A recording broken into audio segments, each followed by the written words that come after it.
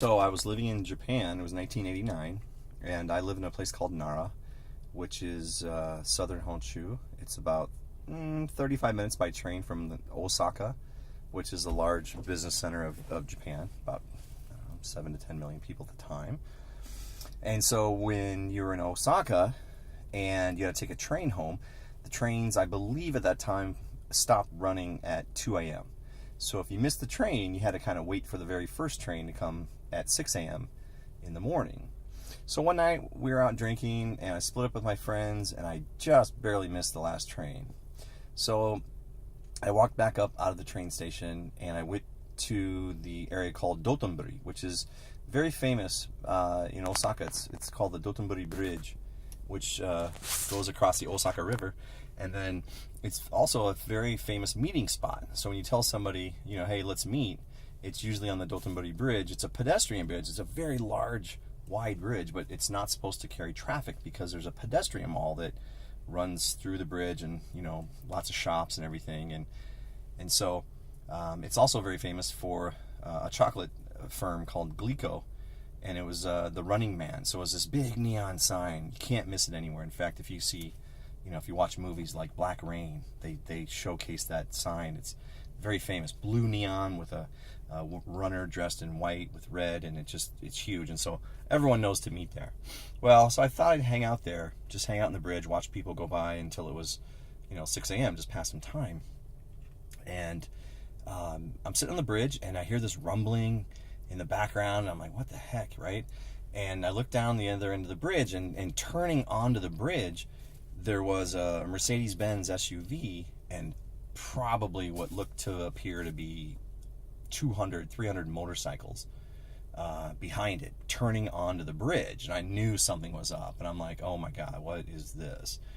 And so I know that in Japan, motorcycle gangs are called bosuzoku.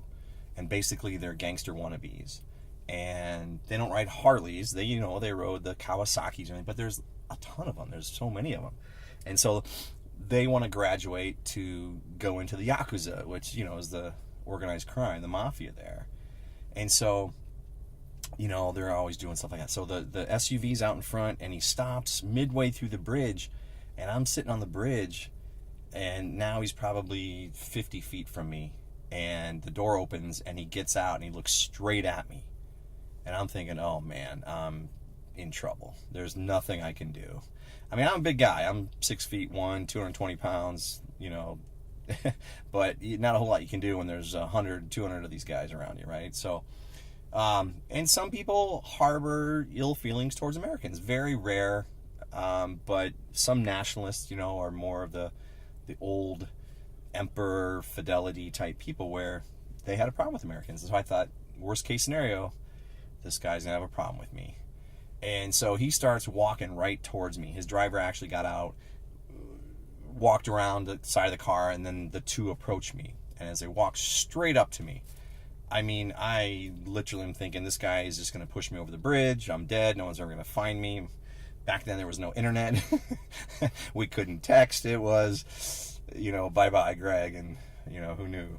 But at the same time that he's walking up to me, everyone's getting off their motorcycles, right? And they just start walking down the bridge, and it's just this big mass of people that you just would not expect to see at 3 a.m. on a pedestrian bridge. So these two guys walk up to me, the leader, and he came right to me, stood right by my knees where I was just, sitting on the bridge, and he just looked at me and he said, "American?" I said, "Yeah, American." He goes, "Oh, I like Americans." And oh my God, I was like, I'm saved. So I knew he wasn't going to push me over the bridge. And to be honest with you, I cannot even remember what we chatted about, because in the background on the bridge, all his soldiers were trying to pick fights with people walking by. So like a guy and his girlfriend would be walking by, trying to get home from the club or whatever it was, and they would try to torment them or pick on them. And if one of the guys tried to defend his girlfriend, they all just pounced on this guy. And I remember two very particular instances where the man tried to defend his girl, and he just got the living snot kicked out of him. I mean, it was literally like a shark feeding frenzy.